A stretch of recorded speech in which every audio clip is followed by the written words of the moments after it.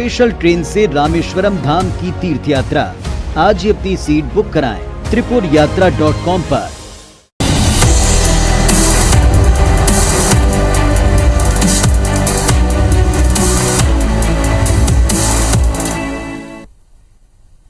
नमस्कार, आप देख रहे हैं IBC 24 और आपके साथ मैं हूं रुमाना अलवी। हमारे खास कार्यक्रम में आप सभी का स्वागत है।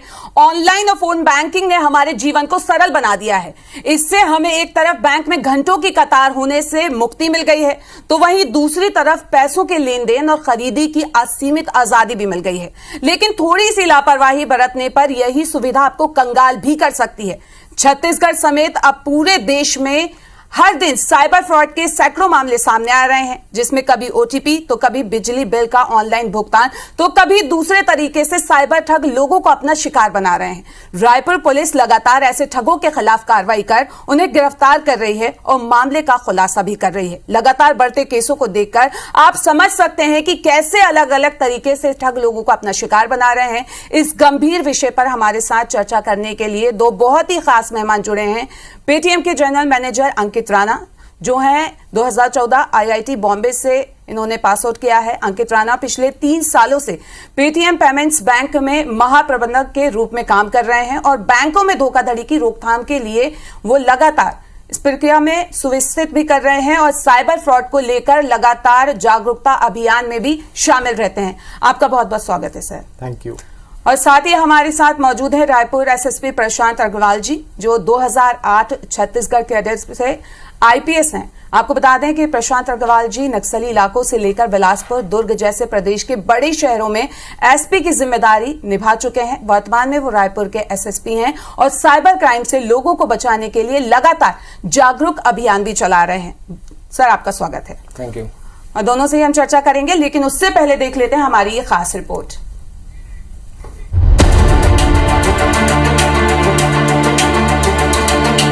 साइबर ठगी या ऑनलाइन ठगी के मामले लगातार बढ़ते जा रहे हैं। लोग अपनी खून पसीने की कमाई को चंद पलों में गंवा देते हैं और कोई कुछ नहीं कर पाता। ठग ऐसा माइंड गेम खेलते हैं कि आम लोग उसमें ज्यादातर फंस जाते हैं और अपनी जमा पूंजी गंवा बैठते हैं। आपको ऐसे ही मामलों से रूबरू कराते हैं। पहले केस नंबर 1 में रायपुर पुलिस ने एक ऐसे कॉल सेंटर का पर्दाफाश किया जो लोगों को फोन पर चालान भरने के लिए कहते हैं, QR कोड भी भेजते हैं और डराते हैं कि पैसा न देने पर मामला दर्ज किया जाएगा। रायपुर के हितेश साहू के पास भी ऐसा ही फोन आया। 500 रुपए चालान के रूप में दिए। कुछ दिनों बाद चेक किया तो भुगतान हुआ ही नहीं था। ट्रैफिक पुलिस से बात की तो बताया गया कि QR कोड के जरिए भुगतान होता ही नहीं। ठगी का खुलासा होने पर पुलिस ने दिल्ली में डेरा डाला और तिलक नगर से मामले में कई दिनों की जांच के बाद value services private limited company के नाम पर चल रहे कॉल सेंटर से 2 युवतियों और 4 युवकों को अरेस्ट किया, जिन्होंने पूछताछ में बताया कि कुछ डाटा वेंडर से संपर्क किया और वेंडर से अलग अलग राज्यों के चालान का डाटा खरीदकर फर्जी चालान की ठगी शुरू की। केस नंबर 2 में वंदना ग्लोबल लिमिटेड कंपनी में कार्यरत वाइस प्रेसिडेंट गोविंद अग्रवाल के पास ठग ने कंपनी के MD गोपाल प्रसाद अग्रवाल की DP लगाकर व्हाट्सएप कॉल किया और व्यस्तता का हवाला देकर झांसा दिया और अमेजन के वाउचर 5.5 लाख रुपए के खरीदवाए। पैसे खत्म होने पर भी ठग और पैसे खर्च करने का दबाव बनाने लगा। जब पीड़ित को शक हुआ तो उसने अपने MD से बात की। मामले को लेकर MD ने कहा कि मैंने तो ऐसा कोई फोन नहीं किया। तब जाकर पीड़ित को ठगी का एहसास हुआ। केस नंबर 3 में ठग ने क्रेडिट कार्ड बंद करने को लेकर झांसा दिया। दरअसल रायपुर के विज्ञान कुमार जैन को फोन पर पहले क्रेडिट कार्ड की जानकारी ली गई, फिर क्रेडिट कार्ड बंद करने को कहा गया। साथ ही कहा गया कि फोन पर क्रेडिट कार्ड बंद करने के लिए एक OTP मैसेज आएगा, जिसे बताने पर क्रेडिट कार्ड बंद हो जाएगा। लेकिन जैसे ही पीड़ित ने OTP बताई, वैसे ही क्रेडिट कार्ड से 1,89,000 रुपए डिडक्ट हो गए। ठगी का एहसास होने पर पुलिस से शिकायत की, जिसके बाद पुलिस ने दिल्ली से मुख्य आरोपी दिलप्रीत सिंह समेत 4 आरोपियों को गिरफ्तार किया। पूछताछ में ठगों ने छत्तीसगढ़ के साथ ही दूसरे राज्यों में भी ठगी की बात स्वीकारी है। केस नंबर 4 में रायपुर के बिजली विभाग से रिटायर अशोक साहू को ठगों ने शिकार बनाया। दरअसल कोरोना से पीड़ित अशोक के बेटे किशोर की मौत हुई थी। ठग ने SBI मैनेजर बनकर कहा कि बैंक मृत बेटे के खाते में मुआवजा राशि देगी, इसलिए खाता अपडेट करना होगा। खाता अपडेट के नाम पर ठग ने 15 दिनों तक बात की और OTP पूछकर 63,33,000 रुपए निकाल लिए। इस दौरान पीड़ित अशोक भी कोरोना पॉजिटिव हुए और ठीक होने के बाद बैंक पहुंचे तो ठगी का खुलासा हुआ। बता दें कि पीड़ित को रिटायर होने पर पैसे मिले थे। केस नंबर 5 में रायपुर के युवक को सोशल साइट पर दोस्ती और वीडियो कॉल कर अश्लील फोटो खींचने और वीडियो बनाकर ब्लैकमेल करने का मामला सामने आया। युवती ने युवक का वीडियो बनाकर वायरल करने की धमकी दी और 32,000 रुपए ठग लिए। युवती ने और पैसे की डिमांड की, जिससे परेशान पीड़ित युवक ने पुलिस की मदद की गुहार लगाई, जिसके बाद पुलिस ने जांच में युवती का इस्तेमाल हुआ नंबर फर्जी और मोबाइल किसी दूसरे के नाम से खरीदा हुआ पाया। लगातार बढ़ते साइबर ठगी के मामले को देखते हुए रायपुर में भी अभियान चलाया जा रहा है। इस अभियान के तहत प्रशासन लोगों को साइबर ठगी से बचने के उपाय बता रहा है। ये जो सुनो रायपुर अभियान है वो cyber awareness campaign Raipur police चला रही है। इसके माध्यम से हम लोगों का उद्देश्य है कि ज़्यादा से ज़्यादा लोगों को साइबर क्राइम के प्रति अवेयर करें, उन्हें बताएं कि वर्तमान समय में किस तरह का साइबर क्राइम हो रहा है, उससे बचने के लिए हमें क्या क्या करना चाहिए।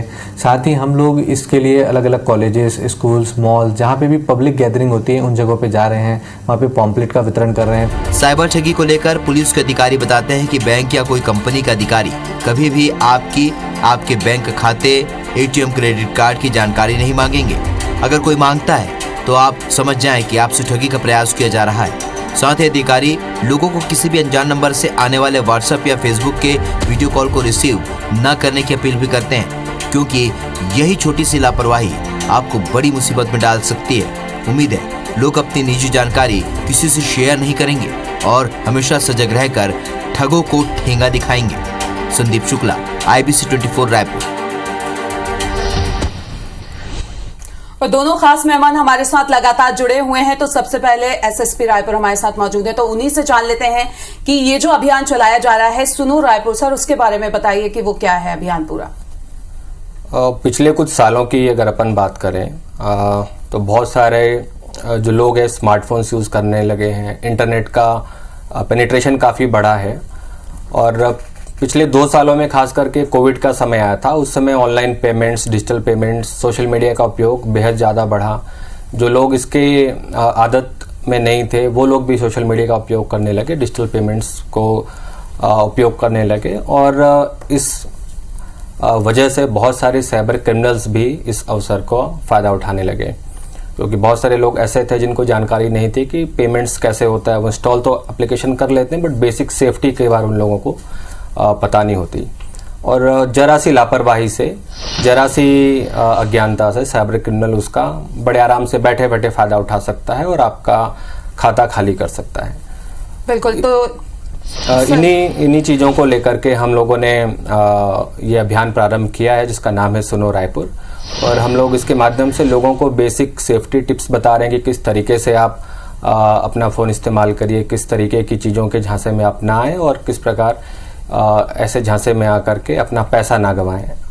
लोगों को ये अवेयरनेस मैसेज पहुंचाने के लिए रायपुर पुलिस की टीम्स अलग अलग जगहों पे जा रही है। हमारे साथ रायपुर शहर के लगभग 400 वॉलंटियर्स जो एक्टिव सिटीजनरी है उन लोग भी मदद कर रहे हैं। उनको हम लोगों ने बेसिक ट्रेनिंग दी थी, तो वो भी हमारे साथ टीम्स मिलकर के शहर के अलग अलग हाउसिंग सोसाइटीज़ में, कॉलेजेस में, पब्लिक प्लेसेस में जा कर के लोगों को जानकारी दे रही है। और साथ में सोशल मीडिया के माध्यम से भी लोगों तक हम लोग ये मैसेज पहुंचा रहे हैं। बिल्कुल। तो हमारे साथ अंकित राणा जी भी हैं। आपसे जानना चाहेंगे कि वर्तमान में जिस तरीके के जो साइबर फ्रॉड हो रहे हैं एक्चुअली में वो कैसे होते हैं और क्या होता है उनमें। जी, तो आजकल जैसे डिजिटल पेमेंट्स बहुत ज़्यादा बढ़ चुके हैं, तो उसमें बहुत सारे तरीके होते हैं। एक तो आपका वॉलेट्स हो गया है, दूसरा आपका UPI पेमेंट आज के दिनों में बहुत ही ज़्यादा है। आप देखें कि किसी भी दुकानदार के पास आपके पास UPI का QR कोड होता है। तो फ्रॉड अलग अलग तरीके के होते हैं। कुछ लोग न्यू एज जनरेशन्स को टारगेट करते हैं, जैसे मान लीजिए इंस्टाग्राम हो गया, फेसबुक हो गया। तो आपको दिखेगा, इस पे आपको थोड़े वेबसाइट्स पे दिख जाएगा कि कोई आपको बहुत ही महंगा आइटम बहुत ही सस्ते दाम में मिल रहा है। तो आजकल का जो जनरेशन है वो इससे बहुत ही इन्फ्लुएंस हो जाता है, देखता है अच्छा मुझको ये प्रोडक्ट तो इतने कम दाम में मिल जाएगा तो चलो मैं इसको खरीद लेता हूँ। तो वो जाके उसका QR स्कैन कर देता है और बाद में उसको वो प्रोडक्ट मिलता ही नहीं है। तो इसके लिए सबसे आसानी वाली चीज़ तो ये है कि आप ट्रस्टेड वेबसाइट्स पे जाइए, आप वहीं से चीज़ें खरीदिए। सेकेंड ये होता है, कोई आपको बोल देता है कि आपको पैसा मिलेगा, एज अ कैशबैक मिलेगा, या फिर आप इसको स्कैन कीजिए आपको ये पैसा मिलेगा। तो उसमें क्या होता है, UPI से आपको पिन डालने के लिए बोल देता है वो। आपको एक चीज़ ये ज़रूर ध्यान रखनी है कि पिन आप तभी डालते हैं जब आप पैसा दे रहे होते हैं किसी को, ना कि लेने के लिए। तो यूपीआई का पिन आप किसी के साथ शेयर मत कीजिए, जैसे आपका पासवर्ड रहता है, जैसे आपकी कार्ड की डिटेल्स रहती हैं, ऐसा ही सीक्रेट आपका ये पिन रहता है, तो ये आप किसी के साथ भी शेयर मत कीजिए। लास्ट चीज़ होती है OTP। तो OTP के बारे में बहुत अवेयरनेस है कि आपको OTP कहीं पे नहीं देना चाहिए। OTP का कॉम्प्रोमाइज़ आपका हो जाता है, मान लीजिए आपके कार्ड डिटेल्स ले लेता है फ्रॉडस्टर। तो फ्रॉडस्टर क्या करता है, किसी भी वेबसाइट पर जाएगा, आपके कार्ड डिटेल्स डाल देगा, वहाँ पे CVV डाल देगा, आपसे OTP ले लेगा। तो ये OTP हमें कहीं पे भी शेयर नहीं करना है। और आज की डेट पे अगर आप देखें तो आपका फ़ोन नंबर ही आपकी बेसिकली एक आइडेंटिटी बन गई है, आपका हैंडसेट आपका एक आइडेंटिटी बन गया है। तो you always have to keep your phone number safe. आपको ये कहीं किसी को नहीं देना है, अपना फ़ोन कभी किसी को नहीं देना है। तो इसके लिए फ़ोन पे, हर एक फ़ोन पे आजकल लॉक आता है, आप या तो नंबर डाल दीजिए या पैटर्न डाल दीजिए या अपना बायोमेट्रिक लगा दीजिए। तो इससे क्या होता है, जितने भी आपके बैंकिंग एप्लीकेशंस हैं या फिर पेटीएम जैसे एप्लीकेशन हो गया है, तो पेटीएम पे एक फीचर रहता है सिक्योरिटी शील्ड का। तो अगर आप इसको एक्टिवेट करेंगे तो अगर मान लीजिए मेरा फ़ोन कहीं रखा रह गया और कोई इसको एक्सेस भी करना चाहेगा, तो पेटीएम खोलने के लिए आपको ये अपना बायोमेट्रिक या फिर आपको ये पैटर्न एंटर करना पड़ेगा, जो कि आपका है, किसी और को नहीं पता होगा। प्रशांत सर, आपसे जानना चाहेंगे, जिस तरीके से अभी हम बात कर रहे थे अभियान के बारे में, क्योंकि साइबर क्राइम एक्चुअल में होता क्या है वो बताइए, क्योंकि लोग उससे ज्यादा अवेयर नहीं है और इसी की वजह से शायद ही गलतियां हो रही हैं या क्राइम बढ़ रहा है। साइबर क्राइम में बेसिकली आपका स्मार्टफोन या इंटरनेट को यूज़ करके जो साइबर फ्रॉडस्टर है वो आपको नुकसान पहुंचाता है। जो ट्रेडिशनल क्राइम की बात करें, जैसे चोरी हो गई, चोरी के लिए चोर को आपके घर आना पड़ेगा, कुछ ताला तोड़ना पड़ेगा, घर के अंदर घुसना पड़ेगा, फिर वो सामान चोरी करके लेकर के जाएगा। बट साइबर क्राइम में वो दूर बैठे बैठे वो आपसे कुछ जानकारी लेके, आपका फ़ोन हैक करके या फिर आपसे बात करके या आपको ल्योर करके आपसे जानकारी लेकर के वो बैठे बैठे क्राइम कर लेता है और आपको आर्थिक नुकसान उसमें होता है। अंकित जी, आपसे जानना चाहेंगे, जिस तरीके से अभी हम साइबर फ्रॉड के बारे में बात कर रहे थे, तो उससे बचने के लिए क्या करना चाहिए? तो उसके बचने के लिए देखिए, सबसे सिंपल तरीका है कि अगर आपको कभी भी कुछ डाउट हो तो आप वेट कर लीजिए। कोई बैंक, कोई बिजली विभाग आपको ये नहीं बोलता है कि आपका बैंक खाता आज बंद हो जाएगा, कोई ये नहीं बोलता है कि आपकी बिजली आज कट जाएगी। और आप हमेशा अपने ट्रस्टेड सोर्सेज पे जाइए। अगर आपको बैंक में कोई दिक्कत है तो आप प्लीज़ बैंक का कस्टमर केयर सर्विस नंबर पे कॉल कीजिए, आप उसका ब्रांच विजिट कीजिए। और कस्टमर सर्विस नंबर भी आप हमेशा बैंक की वेबसाइट पे या फिर बैंक के एप्लीकेशन से लीजिए, ना कि गूगल सर्च करके, क्योंकि वहाँ पे आपको कोई भी नंबर मिल सकता है। वो ट्रस्टेड सोर्स आपका बैंक ही है, बैंक की वेबसाइट या बैंक का एप्लीकेशन है। तो एक सिंपल तरीका तो ये है कि अगर आपको कभी भी डाउट हो तो आप थोड़ा सा थम जाएं। जिसको इसके बारे में थोड़ी ज़्यादा जानकारी है, आप उससे एक बार सलाह कर लीजिए कि मेरे पास ऐसा ऐसा मैसेज आया है, मुझे क्या करना चाहिए इस चीज़ में। मैसेज और कॉल्स की अगर हम बात करें अंकित जी, तो अगर हम देखें तो ये जो बेसिकली जो ये कॉल्स होते हैं या मैसेज किए जाते हैं, अगर जो सर्वे हुआ होगा या रिपोर्ट्स होगी या जिस तरीके से आप लोग लगातार काम कर रहे हैं, तो वो किन राज्यों के लोग हैं जो इस तरीके की वारदात को ज्यादा अंजाम दे रहे हैं? जी, आपका बहुत ही अच्छा सवाल है। तो पहले क्या होता था, अगर हम 1.5 साल 2 साल पहले की बात करें तो आपको मैसेजेस आते थे कि आपका KYC एक्सपायर हो गया है, आप इसको अपडेट कीजिए। अगर आप देखेंगे तो उसका एक हेडर होता था मैसेज का, जैसे PYTM हो गया, पेटीएम से अगर हेडर आ रहा है तो। ऐसे ही फ्रॉडस्टर्स क्या करते थे, इसको ट्वीक कर देते थे, PTMY कर दिया। तो इसमें क्या किया गया है, जो हमारा टेलीकॉम का रेगुलेटर है उसने बहुत ही अच्छी चीज़ की है कि जितने भी ये बल्क SMS जाते हैं, इसका एक टेम्पलेट वेरीफाई होना चाहिए। पहले ये नहीं हुआ करता था। तो अगर आप देखेंगे तो अब ऐसे मामले बहुत कम हो गए हैं। अब लोग क्या कर रहे हैं, अब लोग अपने इंडिविजुअल नंबर से मैसेज भेज रहे हैं। तो ये जनता के लिए बहुत ही देखने की चीज़ है कि आपको अगर कोई मैसेज किसी इंडिविजुअल नंबर से आया है तो आप उसको आराम से इग्नोर कर सकते हैं, क्योंकि बैंक या फिर कोई भी आपकी एंटिटी ऐसा इंडिविजुअल नंबर से आपको मैसेज कभी नहीं भेजेगा। तो वो हमेशा एक वेरीफाइड हेडर से आपके पास मैसेज आएगा। प्रशांत सर, जिस तरीके से लगातार हम बात कर रहे हैं, आप लोगों ने अभियान भी सुनो रायपुर चलाया हुआ है, तो उसकी ज़रूरत क्यों पड़ी कि इस तरीके का अभियान चलाना चाहिए और लोगों को अवेयर करना चाहिए? इसमें क्या है, बहुत आसानी से लोग झांसे में आते हैं। जो साइबर क्राइम की आप बात कर रहे थे, किस तरीके से होता है और कैसे बचना चाहिए, उसका एक सबसे बेसिक है जो हर एक क्राइम में, हर एक साइबर फ्रॉड में लगभग होता है कि कोई अनजान व्यक्ति आपको कॉल कर रहा है, आपको अप्रोच कर रहा है। हो सकता है आपको ल्योर दे किसी बात का कि आपकी लॉटरी लगी है और आपको हम प्राइज़ देंगे, आप इसके लिए रजिस्टर करिए, या फिर वो आपको कुछ ऐसी जानकारी भी दे सकता है जिससे आपको भरोसा हो। जैसे आपने मान लीजिए शॉपिंग करी है ऑनलाइन, तो कई बार वो डेटा बड़ी आसानी से क्रिमिनल्स को उपलब्ध हो जाते हैं, तो आपको जानकारी देगा कि आपने आज 20,000 की शॉपिंग करी थी, आप हमारे लकी कस्टमर हैं। तो उसको लोग कई बार बिलीव कर लेते हैं कि अच्छा ये तो सही जानकारी है, तो ये ऑथेंटिक सोर्स से कॉल आया होगा।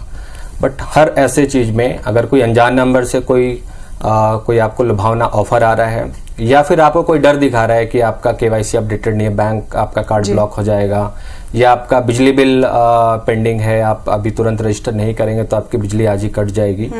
तो यदि कोई अनजान नंबर से आता है तो उस नंबर पे सीधे भरोसा ना करें, वहाँ पे वेट करें, उसको दूसरे सोर्सेज से वेरीफाई करने की कोशिश करें। बिल्कुल सर, आपसे एक चीज ये भी जानना चाहेंगे कि न्यूड वीडियो फ्रॉड कॉल जो है उनका भी आजकल बहुत ज्यादा देखा जा रहा है कि लोग करने लगे हैं, तो अगर ऐसे कॉल्स आते हैं तो क्या करना चाहिए इनसे बचने के लिए? ये कुछ समय से ऐसा शुरू हुआ है। आपको एक वीडियो कॉल आएगा, वो वीडियो कॉल आपके फेसबुक मैसेंजर के थ्रू भी आ सकता है, या फिर आपके वो व्हाट्सएप वीडियो कॉल भी आ सकता है। और जैसे ही वो वीडियो कॉल आप उठाएंगे, सामने से जो साइबर क्रिमिनल होता है वो कुछ अश्लील वीडियो चला देता है, पोर्न वीडियो को चला देता है, और जो आप उससे चैट जैसा जो दिखता है स्क्रीन पे, वो स्क्रीन की रिकॉर्डिंग कर लेता है और उसको फिर आपको ही भेजेगा, इस तरीके से प्रेजेंट करते हुए कि आप ये सेक्स चैट कर रहे थे, आप एक ही वीडियो सेक्स चैट कर रहे थे, और इस बात की वो धमकी देता है कि मैं ये वीडियो अपलोड कर दूंगा यूट्यूब में, या आपके फ्रेंड्स को भेज दूंगा, आपके फेसबुक फ्रेंड्स को भेज दूंगा। और इसमें जो विक्टिम है उसने कुछ भी नहीं किया होता है, वो टोटली इनोसेंट होता है, लेकिन उसको इस बात का डर रहता है कि वो किसको किसको समझाएगा कि उसने ऐसा नहीं किया है। उस स्क्रीन रिकॉर्डिंग में जिसमें कुछ देर आपका फेस होता है और सामने से एक अश्लील वीडियो होता है, उसको वो आगे और एडिट भी कर लेते हैं। तो इसमें लोग बहुत ज़्यादा घबरा भी जाते हैं और काफ़ी पैनिक करते हैं, उसको पैसे दे भी देते हैं जैसा सामने वाला मांगता है। जैसे ही आपने एक बार पैसा दिया तो वो फिर बात वहाँ पे ख़त्म नहीं होती। क्रिमिनल को लगता है कि हाँ ये विक्टिम फंसा है, तो वो उसको फिर दूसरे नाम से कॉल करता है कि अब मैं यूट्यूब से बोल रहा हूँ, आपका एक अश्लील वीडियो चल रहा है, ये तो बड़ी गलत बात है, आप इतने पैसे दीजिए तभी ये यूट्यूब से हटेगा, नहीं तो आपके खिलाफ और कार्रवाई भी हो सकती है। उन्हें साइबर क्राइम ब्रांच दिल्ली के नाम से भी फ़ोन आता है कि आपका इस तरीके का वीडियो चल रहा है जो कि गलत है। तो इसको बचने का बेसिक तरीका यही है कि कोई अनजान व्यक्ति आपको वीडियो कॉल क्यों करेगा, कोई अनजान व्यक्ति आपको वीडियो कॉल करता है उसे बिल्कुल ना उठाएं। अंकित जी, आपसे ये जानना चाहेंगे कि पहले ये होता था कि नंबर अलग आते थे, लेकिन अब ऐसा लगता है कि कोई आपका जानने वाला कॉल कर रहा है तो बहुत इजीली लोग कॉल उठा लेते हैं, रिसीव कर लेते हैं और उनकी बातों में आ जाते हैं, और इस तरीके से साइबर क्राइम जो है वो ज्यादा बढ़ने लगा है। तो उससे बचने के लिए क्या करना चाहिए? जी, तो ऐसे फ्रॉड होते हैं कि लोग क्या करते हैं, फेसबुक पे देख लेते हैं कि आपके कौन फ्रेंड्स हैं। आप फेसबुक पे टिपिकली लिख देते हैं कि मेरे मम्मी पापा ये हैं, दोस्त ये हैं, तो किसी दोस्त के नाम का एकदम ही सिमिलर फेक प्रोफाइल बना देंगे, फोटो सेम रख लेंगे, थोड़े बहुत पोस्ट सेम डाल देंगे, और फिर आपको मैसेज, फ्रेंड इनवाइट भेजेंगे और मैसेज भेजेंगे कि ऐसा ऐसा चोट लग गई है किसी को, या आपके पापा को चोट लग गई है, वो हॉस्पिटल में है, मैं अभी आपसे बात नहीं कर पाऊंगा, तो आप क्या कीजिए, आप ये पैसे ट्रांसफ़र कर दीजिए। तो ऐसे में भी आपको घबराने की ज़रूरत बिल्कुल नहीं है। आप पहले कनेक्ट कर लीजिए किसी के साथ, कॉल पे बात कर लीजिए, देख लीजिए कि ये प्रोफाइल कितनी है, कब क्रिएट हुई है, और उसके हिसाब से आप अपना डिसीजन लीजिए। प्रशांत सर, आपसे जानना चाहेंगे कि 1930 जो टोल फ्री नंबर है वो जारी किया है, लेकिन उसके बारे में लोग अवेयर नहीं है और ना इतना ज़्यादा उनको पता है, तो उसके बारे में थोड़ा सा बताएं। बिल्कुल, ये बहुत इफेक्टिव नंबर है 1930। ये सेंट्रल गवर्नमेंट का तरफ से जारी किया हुआ नंबर है, और जब भी कोई साइबर क्राइम हो, कोई इस तरीके का फ्रॉड हो, आप इस नंबर पे कॉल करें, या फिर cybercrime.gov.in वेबसाइट है, आप उस पर भी अपनी कंप्लेंट दर्ज करें। आप पुलिस में भी पैरेलली दर्ज करा सकते हैं, लेकिन इस टोल फ्री नंबर का और इस कंप्लेंट पोर्टल का फ़ायदा ये होता है कि ये पोर्टल पुलिस के साथ साथ जो बैंकिंग सिस्टम्स है उनके साथ जुड़ा होता है, जो पेमेंट गेटवेज है उनके साथ जुड़ा होता है, और जो टेलीकॉम कंपनीज है उनके साथ जुड़ा होता है। तो जिस खाते में पैसा गया, आपने फ्रॉड में बताया, तो वो इमीडिएटली कई बार वो पैसा अकाउंट होल्ड हो जाता है, और फिर आगे की जो पुलिस प्रोसीडिंग्स है, FIR है, तो आपका एटलीस्ट पैसा रिकवर होने में हेल्प मिलती है। तो बहुत इफेक्टिव नंबर है, इसको सभी को जानना चाहिए 1930। अंकित जी, आपसे ये भी जानना चाहेंगे, क्योंकि अभी हमने देखा जिस तरीके से कि कॉल पे हो रहा था फ्रॉड, और अब क्या होता है व्हाट्सएप पे मैसेज किया जाता है डीपी किसी भी मतलब एसपी एसएसपी बड़े अधिकारी की लगा के, और उससे भी ठगी की जा रही है। लोग आसानी से बातों में भी आ जाते हैं, पैसे ट्रांसफर कर देते हैं और उसको कंटिन्यू करते रहते हैं। तो उससे बचने के लिए क्या करना चाहिए?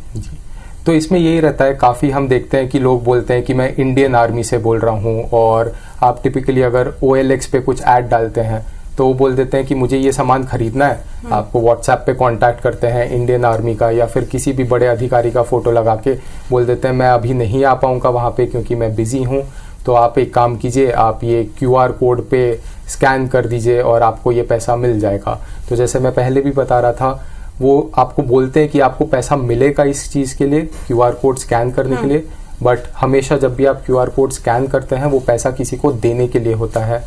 तो अगर कोई भी आपको बोले कि आप ये QR कोड स्कैन कीजिए और आपको पैसा मिल जाएगा, तो आप इस बातों में ना आए उनके। प्रशांत सर, आपसे भी जानना चाहेंगे कि लगातार हम देख रहे हैं कि साइबर क्राइम के जो केसेस हैं वो बढ़ते ही जा रहे हैं। तो अगर बात करें छत्तीसगढ़ की, तो ये अभियान क्यों आपने शुरू किया वो तो बता दिया, लेकिन किस तरीके से आप इससे लोगों को जागरूक करेंगे? क्योंकि हम देख रहे हैं अभियान कंटिन्यू चलाया जा रहा है, लेकिन लोग फिर भी जागरूक नहीं हो रहे हैं। नहीं, हमारी यही कोशिश है कि लोग इन बातों को समझें, और कई सारे लोग हमने देखा है कि इस अभियान को जानने के बाद भी अलग अलग माध्यमों से जब उनको जानकारी मिली तो इसको लेके अलर्ट भी हुए हैं, और कई लोग ऐसे हैं जो इन झांसों में नहीं फंसे और अपना पैसा गंवाने से बचे। लेकिन ये मैसेज ज़्यादा से ज़्यादा लोगों तक जाए, यही हमारी कवायद है इस पूरे अभियान में। हम लोग स्कूल्स में भी गए ताकि बच्चे अपने पेरेंट्स को भी बताएं। कई बार जो पेरेंट्स हैं वो बहुत अच्छे से फ़ोन यूज़ नहीं करते, लेकिन बच्चे उनको कई बार बता पाते हैं। कॉलेजेस में गए, फिर एल्डरली जो लोग हैं उनके साथ भी फ्रॉड होते हैं, पेंशन वाले फ्रॉड होते हैं उनके साथ कई बार, तो उनको भी हम लोगों ने जानकारी दी। तो कोशिश है हमारी कि हर तबके के लोग तक हम पहुँचे, क्योंकि हर टारगेट ग्रुप, अलग अलग तरीके का टारगेट ग्रुप इसमें साइबर क्रिमिनल्स लोगों को करते हैं, और कोई भी ठगी का शिकार हो सकता है यदि वो अवेयर नहीं रहे। अंकित जी, अगर आपसे ये जानना चाहें, अगर हम मंथली बात करें तो कितने साइबर फ्रॉड के जो केसेस हैं वो आप तक आ रहे हैं, और किस तरीके से अब आगे आप लोगों को अवेयर करेंगे? जी, तो अगर आप देखें जो पोर्टल के बारे में बता रहे थे 1930 और साइबर क्राइम पोर्टल जो है, इस पे जितने भी आप कंप्लेंट्स रजिस्टर करते हैं तो इस पे सारे बैंक्स भी जुड़े हुए हैं। तो इस पे जो हमारे पास मामले आते हैं वो रायपुर की अगर हम बात करें तो लगभग 50 के आसपास मामले आते होंगे हफ्ते के, 50 से 60 मामले आते होंगे हफ्ते के रायपुर एरिया के। तो इसमें क्या होता है, सबसे पहले आप जाइए, आप कॉल कीजिए 1930 पे, या फिर आप इस पोर्टल पे जाके अपनी कंप्लेंट दर्ज कीजिए। तो इससे क्या होता है, ये जो जिस भी बैंक में या जिस भी पेमेंट गेटवे के थ्रू ये पेमेंट हुआ है उसको इन्फॉर्मेशन मिल जाती है, और वो तुरंत इसके ऊपर एक्शन कर सकते हैं। मान लीजिए पैसा एक बैंक से दूसरे बैंक में भी चला गया, तो ये इन्फॉर्मेशन उसी पोर्टल पे अपडेट हो जाती है और सामने वाले बैंक को ये दिख जाता है। तो इसमें क्या होता है, किसी को एक दूसरे से बात करने की जरूरत नहीं है, इसी पोर्टल पे सब कुछ सभी बैंक्स को दिख जाता है, और आपका पैसा बहुत ही कम ड्यूरेशन में लोग रोक सकते हैं अगर किसी भी स्टेज पे ये पैसा किसी भी बैंक को दिखता है तो। सर, कुछ मैसेज देना चाहेंगे आप व्यूअर्स को जो देख रहे हैं इस टाइम अभियान से रिलेटेड? बिल्कुल, 2-3 पॉइंट्स बस मैं और बताना चाहूँगा जी। एक तो अनजान नंबर से जो आता है उस पर भरोसे नहीं करने के लिए मैंने बात कही। उसके अलावा जो उनका तरीका होता है क्रिमिनल्स का, वो आपको कभी कभी कुछ ऐप्स इंस्टॉल करने बोलते हैं, जो आपको उन्होंने कम्युनिकेशन में ले लिया। तो अगर आपको कुछ एप्लीकेशन इंस्टॉल करने बोलते हैं तो वो बिल्कुल ना करें। मोस्टली वो ऐसे एप्लीकेशंस होते हैं जो कि आपके फ़ोन का पूरा एक्सेस फ्रॉडस्टर को दे देते हैं। AnyDesk, team viewer, quick support, इस टाइप के एप्लीकेशन है जिससे आपका फ़ोन हूबहू क्रिमिनल को दिखने लगता है, फिर उसको आपसे बार बार OTP मांगने की भी दरकार नहीं पड़ती। तो उस चीज़ से बचें। लिंक से यदि कोई अनजान नंबर से आपको आया है तो उस लिंक को क्लिक ना करें। मोस्टली उस लिंक से कोई आपके फ़ोन की इन्फॉर्मेशन सामने वाले को मिलने लगती है, या फिर उससे हैक होने का डर रहता है। तो इस तरीके की चीज़ों से बचें। और यंगस्टर्स के लिए एक फ्रॉड आजकल काफ़ी कॉमन सा है, जो है इंस्टेंट लोन ऐप फ्रॉड, जिसे हम लोग कहते हैं। 5,000 10,000 का आसानी से लोन उनको उपलब्ध हो जाता है। इंस्टेंट लोन ऐप्स होते हैं। तो लोन ऐप्स इस तरीके से काम करते हैं कि आपने फ़ोन में इंस्टॉल किया, आपके फ़ोन के सारी फ्रेंड लिस्ट, कॉन्टैक्ट्स और फ्रॉडस्टर के पास चले गए। आपने लोन 10,000 का लिया, लेकिन फिर वो आपसे 20,000, 30,000, 50,000 तक वसूलने लगेगा, और आपके फ्रेंड्स को, आपके रिश्तेदारों को मैसेज करेगा कि इसने लोन लिया है, ये नहीं पटा रहा है, और गंदे मैसेजेस भी करेगा। तो वैसे लोन एप्लीकेशन से भी बचना चाहिए। अंकित जी, आप क्या बोलना चाहेंगे? जी, जो कहा गया है एकदम सही है कि आप ऐसे एप्लीकेशंस डाउनलोड मत कीजिए, आप OTP किसी को मत दीजिए अपना, आप अपने नेट बैंकिंग के क्रेडेंशियल्स किसी को मत दीजिए। तो ये बहुत ही सिंपल सी चीज़ें हैं और दो चीज़ें के ऊपर फ्रॉडस्टर्स खेलते हैं, या तो वो हो गया फियर, भय, या फिर आ गया आपका ग्रीड जो कि है लालच। तो आप इन दो चीज़ों से बचिए। अगर आपको कोई भी मैसेज ऐसा मिलता है तो आप वेट करिए थोड़ा, जिसको इसके बारे में थोड़ी ज़्यादा जानकारी है आप एक बार उनसे कंसल्ट ज़रूर कर लीजिए। बिल्कुल, तो काफी अच्छी एडवाइस यहाँ पे आप दोनों ने दी साइबर क्राइम से बचने के लिए, और आप दोनों का हमसे जुड़ने के लिए, हमसे बातचीत करने के लिए बहुत बहुत शुक्रिया। Thank you.